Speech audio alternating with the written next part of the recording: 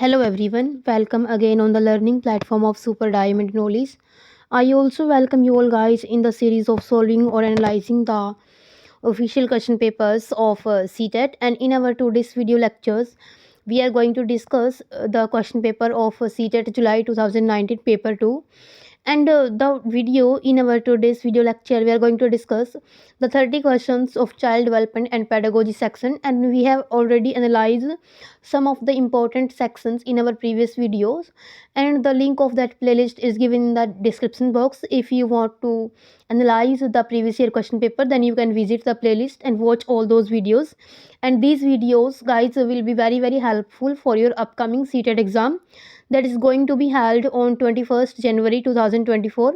So without any further delay, let's start our today's topic, that is the 30 questions of CDP section. The session will be bilingual, and if you think that the video is helpful for us, then you can share these videos with your friends also. So let's start our today's video lecture. The first question, read the following description, जो नीचे description दिया गया इसको पढ़िए, and identify the stage of moral reasoning of Kohlberg. जो Kohlberg ने, Lawrence Kohlberg ने जो थियोरी ऑफ मॉरल डेवलपमेंट दी है, उसके अकॉर्डिंग ये कौन से स्टेज की करेक्टरिस्टिक है हमने वो बताना है. Right action is defined by self chosen ethical principles of conscience that are valid for all humanity regardless of law and social agreement. यानी कि अंतकरण के स्वचयनित नैतिक सिद्धांतों के द्वारा सही कार्य परिभाषित किया जाता है, जो कानून एवं सामाजिक समझौते पर ध्यान दिए बिना संपूर्ण मानवता के लिए वैध होता है. अब देखिए गाइस, हम किसके बारे में बात करेंगे कि स्वचयनित यानी कि सेल्फ चोजन एथिकल प्रिंसिपल्स. जो ये करेक्टरिस्टिक है गाइस, जो सबसे लास्ट वाली जो स्टेज है थियरी ऑफ मॉरल डेवलपमेंट की, उसकी करेक्टरिस्टिक है, और जो वो स्टेज का नाम है वो है the universal ethical principle orientation, यानी कि सार्वभौमिक नैतिक सिद्धांत अभिविन्यास. Option number 4 is the correct answer. And this theory, the theory of moral development, नैतिक विकास का सिद्धांत, जो ये थियोरी है इसी चैनल पर आपको करवाई गई है. यदि आप चाहते हो उस थियोरी को अच्छे से समझना, तो आप जो विजिट कर सकते हो उस प्लेलिस्ट की. प्लेलिस्ट का नाम है चाइल्ड डेवलपमेंट एंड पेडागोजी. वहाँ पर हमने और भी काफ़ी सारी थियोरीज करवा रखी हैं. यदि आप उनको देखना चाहते हैं, then you can visit. Next question है question number second. One of the major accomplishment of concrete operational stage, यानी ये निम्नलिखित में से कौन सा मूर्त क्रियात्मक अवस्था के प्रमुख कौशलों में से एक है. जो ये स्टेज है गाइज, ये जीन पियासे का जो कॉग्निटिव डेवलपमेंट की theory of cognitive development by Jean पियासे, उस थियरी से पूछा गया क्वेश्चन है. और ये पूछा गया है कि मूर्त संक्रियात्मक अवस्था की कौन सी विशेषता है इनमें से. एनिमिस्टिक थिंकिंग, सजीवात्मक चिंतन, एबिलिटी टू कंजर्व, सुरक्षित रखने की योग्यता, हाइपोथेटिक डिडक्टिव रीजनिंग, परिकल्पित निगमनात्मक तर्क, या फिर सेकेंडरी सर्कुलर रिएक्शंस, यानी कि द्वितीयक वर्तुकल प्रतिक्रियाएं. इस क्वेश्चन का जो करेक्ट आंसर है गाइस, वो ऑप्शन नंबर 2 है. यानी कि जो ये तीसरी स्टेज है, यानी कि जो पियाजे ने 4 स्टेजेस दिए हैं.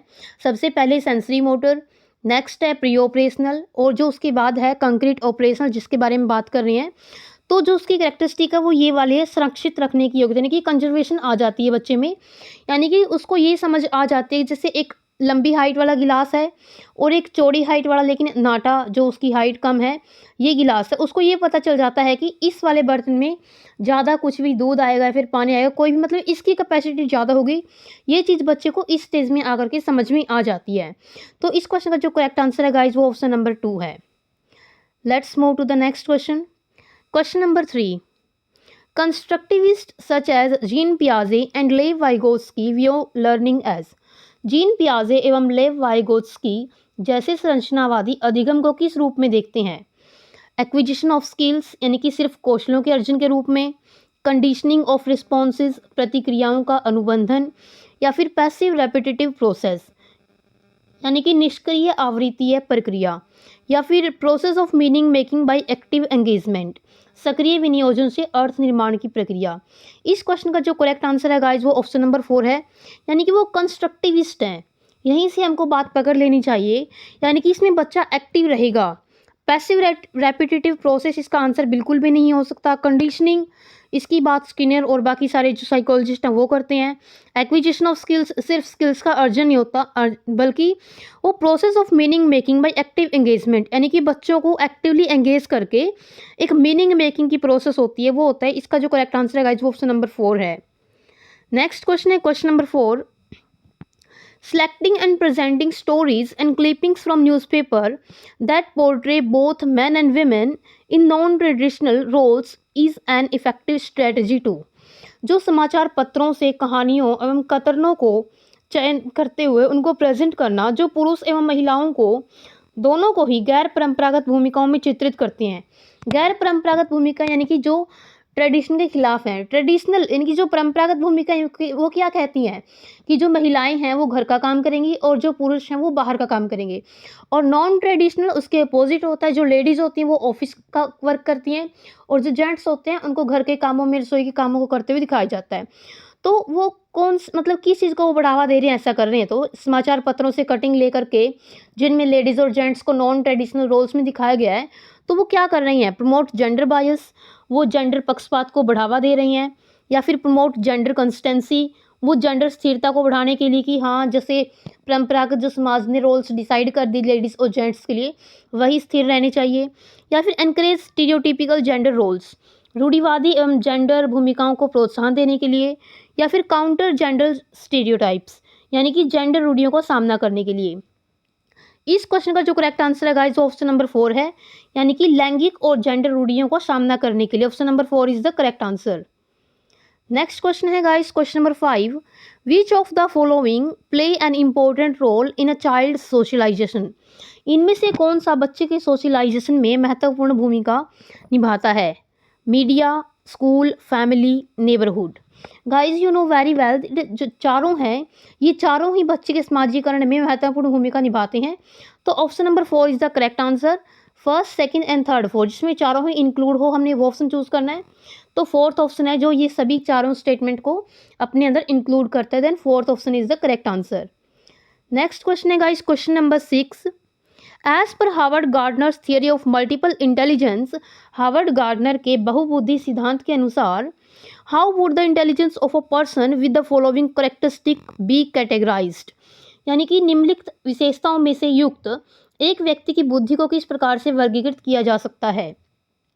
इसकी करेक्टरिस्टिक्स देखिए, ability to detect and response appropriately to the moods, temperaments, motivations and intentions of others, यानी कि दूसरों की मनोदशा, स्वभाव, प्रेरणा एवं अभिप्राय को उचित तरीके से पता लगाने एवं प्रतिक्रिया करने की जो योग्यता है, ये जो करेक्टरिस्टिक है वो किस प्रकार की बुद्धि वाले व्यक्ति की होती है। गाइस जो ये थियरी है हार्वर्ड गार्डनर की मल्टीपल इंटेलिजेंस की, ये थियरी भी आपको CDP वाले सेक्शन में करवाई गई है, चाइल्ड डेवलपमेंट एंड पेडागोजी नाम से प्लेलिस्ट बनी हुई है, you can visit the playlist. जो इस क्वेश्चन का करेक्ट आंसर रहेगा गाइस वो ऑप्शन नंबर 3 रहेगा, यानी कि अंतर व्यक्ति। इंट्रापर्सनल होता है जो खुद के बारे में ही अवेयर होता है, खुद के बारे में ही जानकारी रखता है, उसको इंट्रापर्सनल बोलते हैं।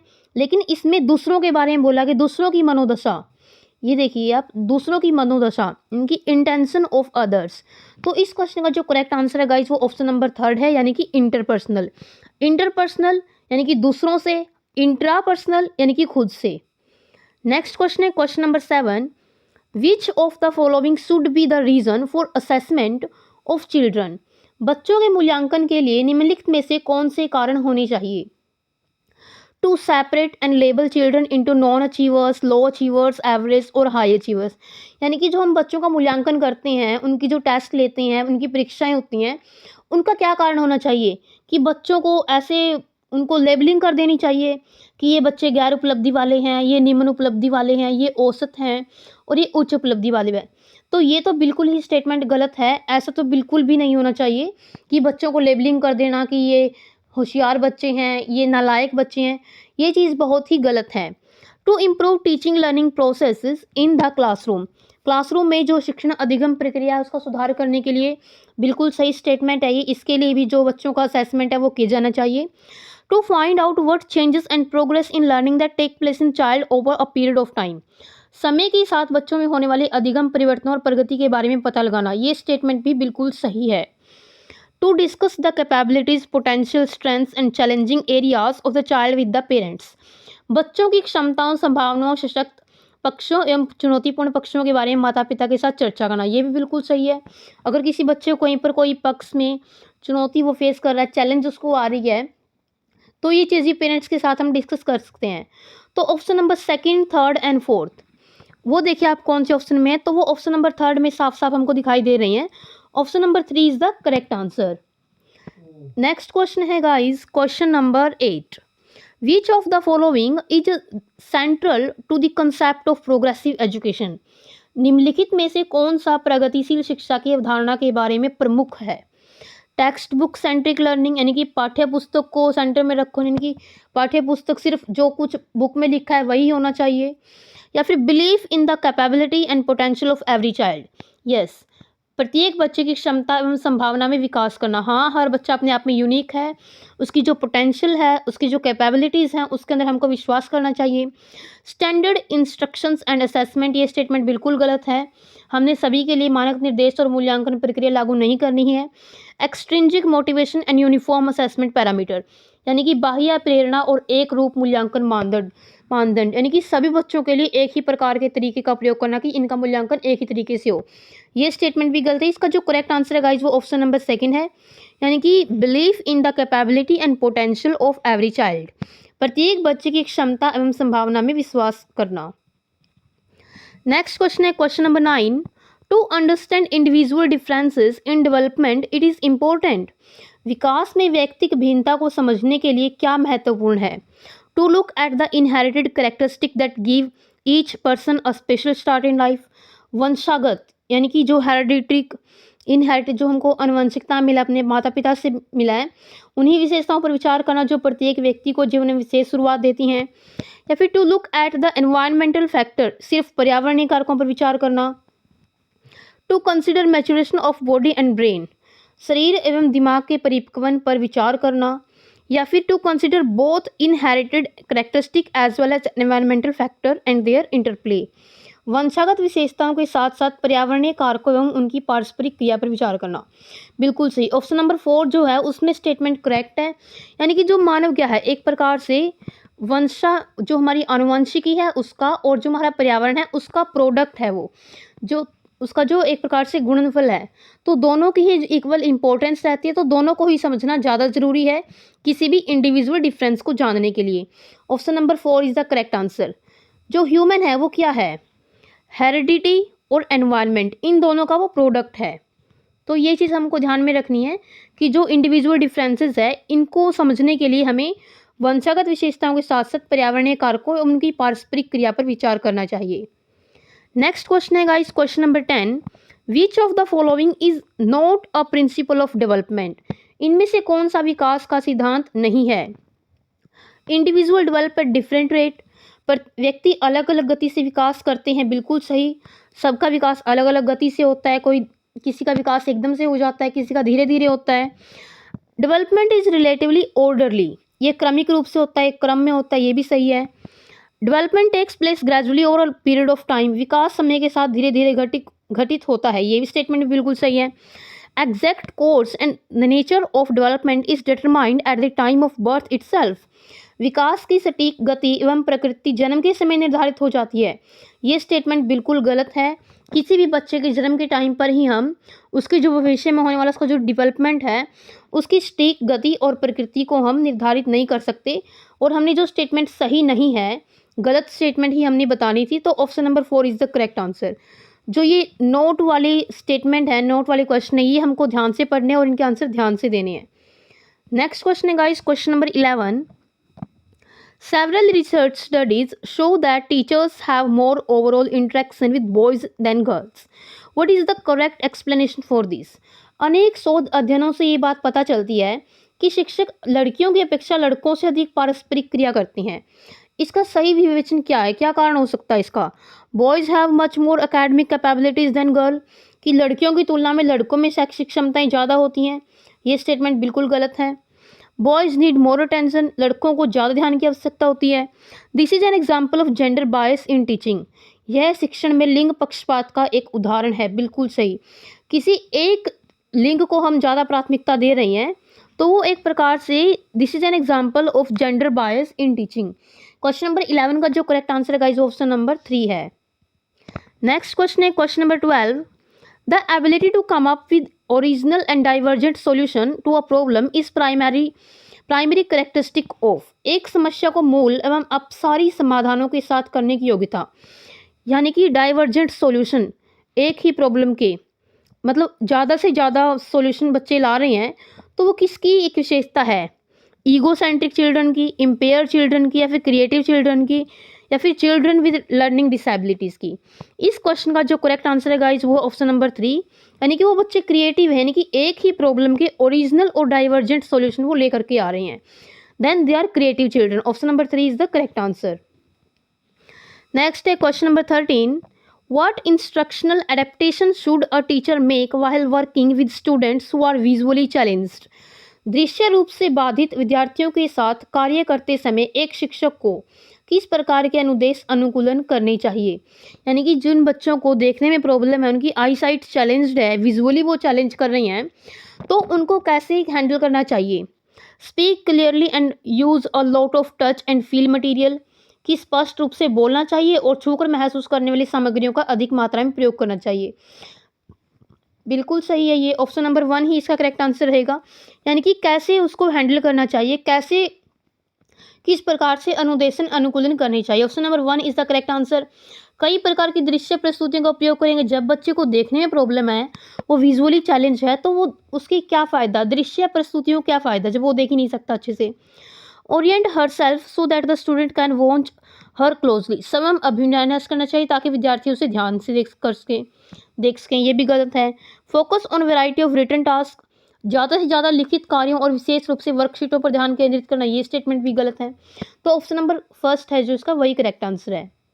नेक्स्ट क्वेश्चन है question number 14। Cooperative learning and peer tutoring dash in an inclusive classroom, सहयोगात्मक अधिगम एवं हम उम्र साथियों के द्वारा शिक्षण का एक समावेशी कक्षा में किस प्रकार से उपयोग करना चाहिए? जो कोऑपरेटिव लर्निंग और पीयर ट्यूटरिंग है, किस प्रकार से करना चाहिए? शुड बी एक्टिवली प्रमोटेड, बिल्कुल सही, उसको आगे बढ़ाना चाहिए, सक्रिय रूप से उसको आगे बढ़ाना चाहिए। सक्रिय रूप से हतोत्साहित करना चाहिए, ये बिल्कुल गलत है स्टेटमेंट, कभी कभी प्रयोग करना ही नहीं चाहिए। 14 का जो करेक्ट आंसर है गाइस ऑप्शन नंबर 1 ही रहेगा, यानी कि इसको शुड बी एक्टिवली प्रमोटेड, इसको एक्टिवली तरीके से प्रमोट करना चाहिए। नेक्स्ट है question number 15। Which of the following is most important in an inclusive classroom, निम्नलिखित में से कौन सा समावेशी कक्षा में सबसे महत्वपूर्ण है? यूनिफॉर्म इंस्ट्रक्शन, यानी कि सभी के लिए एक समान निर्देश। स्टैंडर्डाइज टेस्टिंग, वही मानकीकृत सभी के लिए एक प्रकार के टेस्ट। प्रमोटिंग कॉम्पिटिटिव लर्निंग, प्रतियोगी अधिगम को बढ़ावा देना, ये बिल्कुल गलत। Individualized education program, option number 4 is the correct answer, यानी कि IEP सबसे जो इंक्लूसिव क्लासरूम में सबसे मोस्ट इंपॉर्टेंट है वो क्या है? IEP, इंडिविजुअलाइज्ड एजुकेशन प्रोग्राम, विशिष्ट शिक्षा योजना। Option number 4 is the correct answer. Question number 16 देखिए। Which of the following is a correctly matched pair of learners and their primary characteristics, अधिगमकर्ता एवं उनकी प्राथमिक आवश्यकताओं के मिलान युग्मों में से निम्नलिखित में से कौन सा सही है? जो सही है गाइस हमने वही छांटना है। श्रव्य क्षतिग्रस्त अधिगम करता, यानी कि हियरिंग जो इम्पेयर्ड लर्नर है, जिनको सुनने में प्रॉब्लम है, can not comprehend visual information, जिनको श्रव्य क्षतिग्रस्त अधिगम करता वो है जिनको दृश्य सूचनाएं समझ में नहीं आती, गलत स्टेटमेंट, क्योंकि जिनको सुनने में प्रॉब्लम है उनको देखने में कैसी प्रॉब्लम होगी। डिसलेक्सिक लर्नर क्या होते हैं? Lack reading and writing fluency, ये स्टेटमेंट बिल्कुल सही है और हमने सही वाली स्टेटमेंट ही छांटनी थी। क्रिएटिव लर्नर जिनको हाइपर एक्टिव होते हैं, जो अति सक्रिय होते हैं, ये स्टेटमेंट भी गलत है, फर्स्ट वाली भी गलत है। अटेंशन डेफिसिट लर्नर की जिनकी अवधान में कमी, जो ध्यान नहीं लगा सकते लंबे टाइम तक, उच्च लंबे दाम तक अवधान बनाए रख सकते हैं, ये बनाए रख नहीं रख सकते।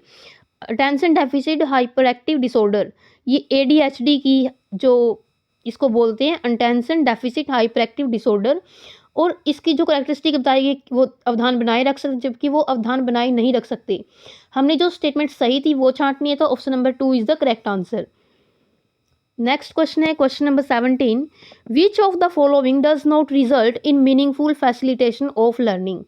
निम्नलिखित में से कौन सा अधिगम के सार्थक सरलीकरण के रूप में परिणित नहीं होता, यानी कि सार्थक अधिगम नहीं है उसका जो परिणाम। Connecting new knowledge to the pre existing knowledge, पहले से विद्यमान ज्ञान से नए ज्ञान को जोड़ना स्टेटमेंट सही है। प्रमोटिंग रेपिटेशन एंड रिकॉल, दोहराने और स्मरण करने को बढ़ावा देना, ये स्टेटमेंट गलत है। जहाँ पर रिकॉल आगे इनकी याद करना, रट्टाफिकेशन नहीं होनी चाहिए, रोट लर्निंग नहीं होनी चाहिए। Use of examples and non example, ये स्टेटमेंट भी सही है। Encouraging multiple ways of looking at a problem, एक समस्या पर अनेक तरीकों से विचार करने के लिए प्रोत्साहित करना, ये तीनों ही स्टेटमेंट सही हैं। लेकिन जो सही नहीं है हमने वो वाली छांटनी थी। तो इस क्वेश्चन का जो करेक्ट आंसर है गाइस वो ऑप्शन नंबर 2 है, दोहराने एवं स्मरण करने को बढ़ावा देना। ये स्टेटमेंट सही नहीं है, सार्थक अधिगम के सरलीकरण के रूप में ये परिणित नहीं है। नेक्स्ट क्वेश्चन है guys question number 18। Which of the following would not be consistent with the constructivist environment? निम्नलिखित में से कौन सा एक संरचनात्मक परिवेश के साथ अनुकूल नहीं हो सकता? Students are given frequent opportunity to engage in complex meaningful problem based activities. विद्यार्थियों को जटिल सार्थक एवं समस्या आधारित गतिविधियों में लगे रहने के लगातार अवसर प्रदान करना, ये स्टेटमेंट बिल्कुल सही है। ये अनुकूल हो सकता है एक कंस्ट्रक्टिविस्ट एनवायरनमेंट में। Student work collaboratively and are given support to engage in task oriented dialogue with each other, यानी कि विद्यार्थी सहयोगात्मक तरीके से कार्य करते हैं और आपस में कार्य केंद्रित वार्ता में लगे रहने के लिए सहयोग दिया जाता है, ये स्टेटमेंट भी बिल्कुल सही है। Teacher elicit students ideas experience in relationship to key topic and plan teaching learning to elaborate और रिस्ट्रक्चर देयर करंट नॉलेज। शिक्षक प्रमुख प्रकरणों के संबंध में विद्यार्थियों के विचारों और अनुभवों को प्राप्त करते हैं और उनके जो वर्तमान ज्ञान की पुनर्संरचना विकसित करने के लिए अधिक सूक्ष्म अधिगम की योजना बनाती हैं, ये स्टेटमेंट भी बिल्कुल सही। जो तीनों स्टेटमेंट हैं वो बिल्कुल सही है। फोर्थ वाली स्टेटमेंट और देखिए एक बार। Teachers employ specific end of the term assessment strategies and give feedback on product rather than process. अध्यापक विशिष्ट त्रावसान मूल्यांकन रणनीतियों को लागू करते हैं और प्रक्रियाओं के बावजूद वो प्रदर्शन पर फीडबैक देते हैं, ये स्टेटमेंट गलत है। तो हमने गलत वाली स्टेटमेंट ही छांटी थी। Option number 4 is the correct answer. Next question है question number 19। A teacher should encourage student to set dash rather than dash. एक शिक्षक को विद्यार्थियों को निर्धारित करने के लिए क्या चीज़ करनी चाहिए? ऑप्शन है गाइज लर्निंग गोल्स या फिर परफॉर्मेंस गोल्स, यानी कि जो एक शिक्षक है उसको विद्यार्थियों के अधिगम लक्ष्य को निर्धारित करने के लिए प्रोत्साहित करना चाहिए बजाय प्रदर्शन लक्ष्य के। इस क्वेश्चन का जो करेक्ट आंसर है गाइस ऑप्शन नंबर 1 ही है, यानी कि एक टीचर को लर्निंग गोल्स यानी कि सीखने के लक्ष्यों पर ध्यान देना चाहिए, ना कि प्रदर्शन के लक्ष्यों पर, ना कि परफॉर्मेंस गोल्स पर। Option number 1 is the correct answer. Next question है question number 20। Which of the following are examples of effective learning strategies. निम्नलिखित में से कौन प्रभावी शिक्षण अधिगम रणनीतियों के उदाहरण हैं? Setting goals in time tables, लक्ष्य एवं समय सारणी निर्धारित करना, बिल्कुल सही है, उसके उदाहरण है। Making organizational chart and concept map, संगठनात्मक चार्टों एवं अवधारणात्मक नक्शे बनाना, ये भी बिल्कुल सही है। Thinking of examples and non examples, उदाहरण और गैर उदाहरणों के बारे में सोचना, ये भी बिल्कुल सही है। Example explaining to a peer, हम उम्र साथी को समझना, ये भी बिल्कुल सही है। Self questioning is also right. जो जिसमें पांचों ऑप्शन देखे तो ऑप्शन नंबर 4, यानी कि option number 4 is the correct answer for this question. Next question है guys question number 21। Which of these is an example of extrinsic motivation. जो बाहरी अभिप्रेरणा का एक उदाहरण है हमने वो बताना है। मोटिवेशन गाइस 2 टाइप की होती है, एक होती है इंट्रिंजिक और एक होती है एक्सट्रिंजिक। इंट्रिंजिक होती है आंतरिक अभिप्रेरणा और एक्सट्रिंजिक होती है बाह्य अभिप्रेरणा। इंट्रिंजिक मोटिवेशन जो होती है उसमें हम अपने आप किसी कार्य को करने के प्रति हम जागरूक रहते हैं, और जो एक्सट्रिंजिक होते हैं कि उसको जो करने का कारण है, उसका जो प्रेरक तत्व है वो बाहर वाली साइड होता है। I enjoy doing my homework because it is so much fun. मैं अपना गृह कार्य करना पसंद करती हूँ क्योंकि यह बहुत आनंददायक है। ये स्टेटमेंट इंट्रिंजिक मोटिवेशन का, क्योंकि वो उससे अंदर से मोटिवेशन आ रहा है कि वो उस कार्य को करना पसंद करती है, क्योंकि उसको एन्जॉय फील होता है उसमें। I learn so much when I do my homework. मैं बहुत अधिक सीखती हूँ जब मैं अपना गृह कार्य करती हूँ। ये भी इंट्रिंजिक मोटिवेशन एग्जाम्पल है। Doing homework makes me understand my concept better. गृह कार्य करने से मैं अपनी अवधारणाओं को अच्छी तरह से समझ पाती हूँ। ये स्टेटमेंट भी बिल्कुल सही है। Next, I complete my homework because the teacher give us marks for each assignment. मैं अपना गृह कार्य पूरा करती हूँ ताकि जो शिक्षक है प्रत्येक नियत कार्य के लिए हमें अंक देते हैं। ये बाह्य अभिप्रेरणा का एक एग्जाम्पल है। तो option number 4 is the correct answer. जो ऊपर के तीनों स्टेटमेंट हैं गाइस, ये इंट्रिंसिक मोटिवेशन के एग्जाम्पल हैं। नेक्स्ट क्वेश्चन है question number 22। In a primary classroom a teacher should. एक प्राथमिक कक्षा कक्ष में एक शिक्षक को क्या करना चाहिए? गिव ओनली एग्जाम्पल, सिर्फ उदाहरण देने चाहिए। Give only non example, non example ही देने चाहिए। Option number 3 is the correct answer for this question. उसको उदाहरण और गैर उदाहरण दोनों ही देने चाहिए। उदाहरण का तो आपको पता ही होगा, जैसे फलों के उदाहरण क्या होंगे? जैसे फलों के उदाहरण आम, केला, सेब, संतरा, ये फलों के उदाहरण है। और फलों के गैर उदाहरण क्या हो जाएंगे? जो फल नहीं है, जो सब्जियों के नाम उसमें काउंट कर सकते हैं। जैसे फलों के गैर उदाहरण में क्या आ जाएंगे? आलू, मटर, घिया, ये सभी जो सब्जियों के नाम है वो फलों के गैर उदाहरण में शामिल हो जाएंगे। तो option number 3 is the correct answer. Teacher को एग्जाम्पल्स भी देने चाहिए और नॉन एग्जाम्पल्स भी देने चाहिए। विच of the following strategy would promote meaning making in children. निम्नलिखित रणनीतियों में से कौन सी बच्चों में अर्थ निर्माण को बढ़ावा देगी? एक्सप्लोरेशन एंड डिस्कशन, बिल्कुल सही। ऑप्शन नंबर 1 ही इसका करेक्ट आंसर होना चाहिए और 1 ही इसका करेक्ट आंसर है। सूचनाओं का संचरण, सिर्फ सूचनाएं देना, गलत। यूज पनिटिव मेजर्स यानी कि दंडात्मक साधनों का उपयोग, ये भी गलत। एक रूप एवं मानकीकृत परीक्षा, ये भी गलत। जो मीनिंग मेकिंग को बढ़ावा देगी तो वो ऑप्शन नंबर 1 ही है, exploration and discussion. Next question है गाइस क्वेश्चन नंबर 24।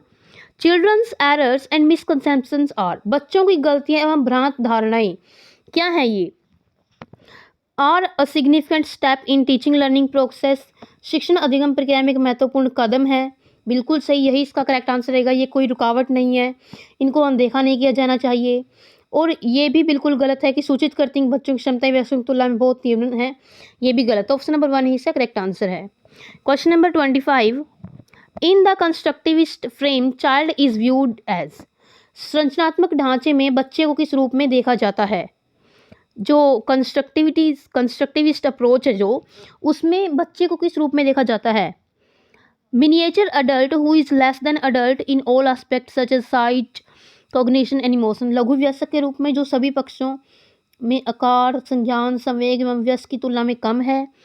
टेबुलर रासा, ब्लैंक स्लेट, ये तो बिल्कुल ही गलत हो गया, उसको कोरी पट्टी या फिर खाली स्लेट नहीं बोल सकते। यानी कि जैसे बच्चा स्कूल में जाता है तो वो कोई खाली स्लेट या फिर कोरी पट्टिया नहीं होता, उसमें जो घर के कुछ न कुछ अनुभव जरूर शामिल होते हैं। पैसिव बीइंग उसको नहीं बोल सकते। A problem solver and scientific investigator, एक समस्या समाधान करने वाला और एक जो वैज्ञानिक अन्वेषक के रूप में उसको देखा जाता है, जो कंस्ट्रक्टिविस्ट फ्रेम है। Option number 4 is the correct answer for this question. Next question है guys question number 26। A teacher's role while using cooperative learning in her class. अपनी कक्षा में सहयोगात्मक अधिगम का प्रयोग करते समय एक शिक्षक की भूमिका किस प्रकार की होती है? Is to be a silent spectator, उसको एक मूक दर्शक होना चाहिए, यानी कि बोले कुछ ना, सिर्फ बच्चों को देखने दे, उनको जो करना चाहते हैं उनको वही करना चाहिए। ये स्टेटमेंट बिल्कुल गलत है। Is to leave the class and let children work on their own, class को छोड़ देना और बच्चे जो करना चाहते हैं वो करने देना। To be sportive and monitor each group, सहयोगात्मक होना और प्रत्येक समूह की निगरानी करना।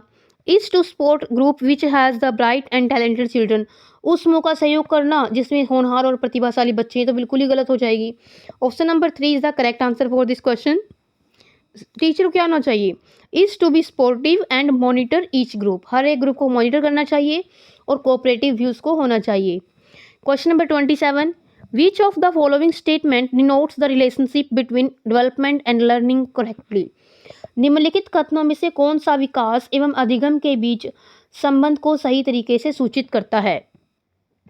Development and learning are not related, statement गलत, क्योंकि जब तक हम पूरी तरह से डेवलप नहीं होंगे किसी भी सीखने के अनुभव को हम प्राप्त कर ही नहीं सकते। Learning take place irrespective of development, अधिगम विकास का ध्यान किए बिना घटित होता है, बिल्कुल गलत। Rate of learning far exceeds the rate of development, अधिगम की दर विकास की दर में काफ़ी अधिक होती है, ये स्टेटमेंट भी गलत है। Development and learning are inter related and interdependent, विकास एवं अधिगम अंतर संबंधित और अंतर निर्भर होते हैं। Option number 4 is the correct answer. Next question है question number 28। According to Piaget, specific psychological structure, organized ways of making sense of experience are called. उनको क्या बोला जाता है? प्याजे के अनुसार विशिष्ट मनोवैज्ञानिक संरचनाएं, अनुभव से सही अर्थ निकालने के व्यवस्थित तरीके, उनको क्या बोला जाता है? क्वेश्चन नंबर 28 का जो करेक्ट आंसर है गाइज वो ऑप्शन नंबर 2 है, यानी कि इनको स्कीमा बोला जाता है। नेक्स्ट क्वेश्चन है question number 29। With an appropriate question suggestion the child's understanding can be extended far beyond the point which she could reach alone, which construct does the above statement highlight। यानी कि एक उचित प्रश्न सुझाव के द्वारा बच्चे की समझ को उस बिंदु से बहुत आगे तक ले जाया जाता है जिस पर वह अकेले पहुंच सकते हैं, यानी कि कुछ हेल्प उसको दी जाती है, तो उसको क्या बोला जाता है guys? Zone of proximal development. यही इस क्वेश्चन का करेक्ट आंसर रहेगा, यानी कि समीपस्थ या फिर निकट विकास का क्षेत्र, यानी कि जिस बिंदु तक बच्ची खुद नहीं पहुंच पा रही थी वो किसी अडल्ट की जो टेम्पोररी हेल्प है उसके द्वारा पहुंच जाती है, तो उसको जोन ऑफ प्रॉक्सिमल डेवलपमेंट बोलते हैं। नेक्स्ट क्वेश्चन है guys question number 30। According to Lev Vygotsky basic mental capacities are transferred into higher cognitive processes primarily through. Lev Vygotsky के अनुसार आधारभूत मानसिक क्षमताओं को मुख्य रूप से किसके द्वारा उच्चतम संज्ञानात्मक प्रक्रियाओं में बदला जा सकता है? रिवार्ड एंड पनिशमेंट, पुरस्कार और दंड के द्वारा, सोशल इंटरेक्शन, सामाजिक पारस्परिक क्रिया के द्वारा, स्टिमुलस रिस्पॉन्स एसोसिएशन, उद्दीपन अनुक्रिया संबंध के द्वारा, एडेप्टेशन एंड ऑर्गेनाइजेशन, अनुकूलन एवं संगठन के द्वारा। यानी कि लेव वाइगोत्स्की के अनुसार इस क्वेश्चन का जो करेक्ट आंसर रहेगा इस ऑप्शन नंबर 2 रहेगा, यानी कि social instruction. Option number 2 is the correct answer for this question. So guys, this was our today's video. In this video we discussed the 30 questions of child development and pedagogy section, and if you like the video don't forget to like and share the video. Make sure to subscribe our YouTube channel, press the bell icon also so that you can get the notification for our upcoming educational video. Bye bye, have a nice day, thanks for watching the video, meet in the next video, till then take care, bye bye.